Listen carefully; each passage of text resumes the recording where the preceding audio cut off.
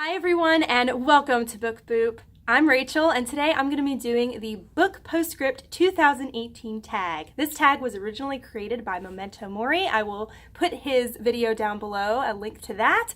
And I was tagged by Angie over at Literary Labors. Angie's kind of the first and kind of only friend I've made on BookTube so far. She is such a sweetheart. I absolutely adore her. I will link her video down below so you can check out her channel, and please do. And thank you so much, Angie, for tagging me. This seems like it's a really fun tag. So there are 10 prompts for this tag, and a lot of them just talk about the breeds that I read for 2018 and what I thought about them. So let's go ahead and jump in. The very first one is the longest book you read and the book that took the longest to finish. So the longest book I read was A Conjuring of Light by V.E. Schwab. It was actually the very last book I read in 2018, and it was 624 pages. I usually read books kind of in that 300 to 400 range, so that was kind of a long book for me, and I enjoyed it quite a bit, and I read through it as quickly as I could because it was good.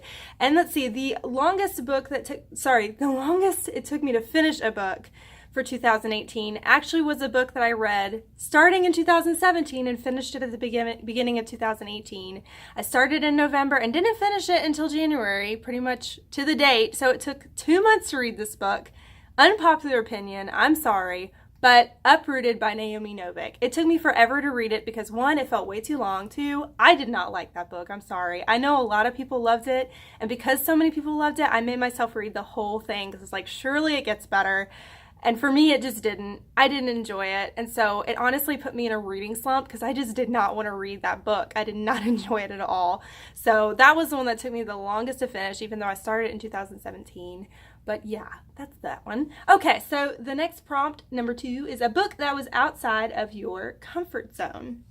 That one for me was A Light Between Worlds by Laura E. Weymouth. It was actually made my top 10 list for 2018, but that one was definitely very different than anything I've ever read. I usually don't read books that are heavily emotional and deal with some really heavy topics because there are some portions of the book that deal with self-harm, which is something I hadn't really read in a book before because I usually don't read a lot of heavy books like that. So that one was definitely out of my comfort zone, but I think it was one of my favorites from 2018 because it was out of my comfort zone and it was so different than anything else I have read, especially this past year. So the next one here is, how many books did you reread? I did not reread any books in 2018, unless the only one I can say, which is not an extracurricular book, is I did reread the Bible, which I've read it one time all the way through before. I read it chronologically, so I guess you could say I reread that one, but I didn't reread any like recreational books last year at all. I have so many on my TBR that I feel like I don't have time to reread books. The next one after that is my favorite reread, which again, I didn't reread any books, so I didn't have a favorite reread. All right, next one after that is number 5, a book you read for the first time and look forward to rereading in the future.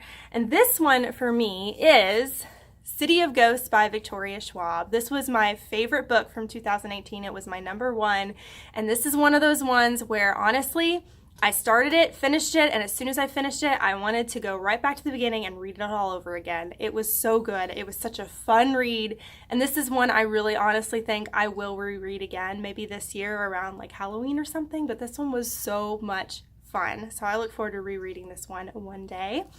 All right, the next one, number 6, a favorite single short story or novella that you read.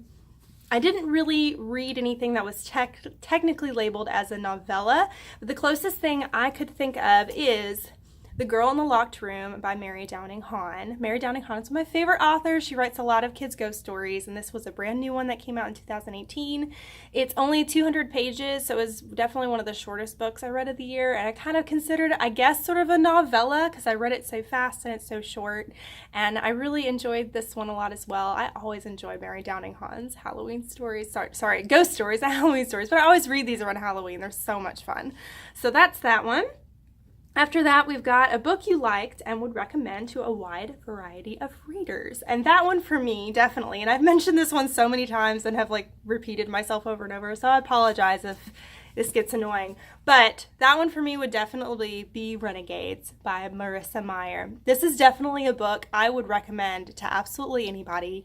It is fast-paced. It's all about superheroes. So a lot of people nowadays are really super into the Marvel movies, and there's this whole superhero trend going. So everyone's into it kind of right now, even if they're not like comic book readers or anything. And this book is just, it's perfect for readers and non-readers. So this is one of those ones I would recommend to anybody from what I read this past year. All right, and then after that is a book you liked but would be hesitant to recommend to just anyone. And that one for me is going to be the same one that I said was kind of breaking out of my comfort zone, which is A Light Between Worlds. Again, I don't think I would recommend a really heavily emotional read like that to people as much, especially with the self-harm thing in there, with that kind of trigger. So it's not one I'm really going to recommend as much to people. It's not like the first book I think of, but I do recommend you reading it. It was really good. I enjoyed it quite a bit. It's a really great book. So I do recommend it, but it's not probably the first one that pops in my head to say, hey, you really should read this one. Okay, let's see. Number 9, reflect on your year as a booktuber. So I started this channel about 6 months ago. I started it in June of 2018. So I've been going at it for 6 months. When I first started the channel, I jumped in trying to do like this professional level thing immediately, and I burnt myself out and stressed myself out overly so. I was trying to perfectly film everything. I wanted everything I said to be overly entertaining and funny. I wanted the editing to be flawless. And because of that, the editing just took hours upon hours, and it honestly took up all of my free time to the point where it was really stressing me out. And I was also just starting to overly obsess with the analytics. I was obsessing over the amount of subscribers, the views, all of that. And I started getting sucked into the black hole that you can get into of watching videos on YouTube that tell you how to get more subscribers and how to get people to watch your videos longer and all this stuff. And I got sucked into that, got overwhelmed, just slammed with anxiety, and actually just completely quit my channel for 2 weeks. And I was just like, I can't do this anymore. This is too stressful. This is taking up way too much of my brain space and my time. And I just couldn't handle it. But it made me so sad to quit because I love talking about books. And so I rethought the whole thing. It was like, how can I do this to where it's not going to stress me out so much? And so now I film everything on my phone. I do not make edits anymore, so there's no editing process. I know that's not the most highest professional thing. I wish that I could put up pictures of books when I don't have them or things like that, but it just makes it so much less stressful for me and makes it fun. So now, and I do everything on my phone. I make the thumbnails on my phone. I do everything on my phone. And so it makes the process so much shorter and so much less stressful. I'm really, really enjoying doing my channel now. It's a blast. I love getting to talk with you all. I love getting to talk about books. I'm excited about starting this brand new year with a channel and getting to do these themed TBRs each month, and it's going to be really fun, and I'm really excited to have you here along for the ride. The very last prompt, number 10, is to tag someone, and I would like to tag Autumn over at The Literature Bug. So Autumn, you've been tagged. I hope that you're able to do this tag because it was a lot of fun, and thank you again, Angie, over at Literary Labors for tagging me.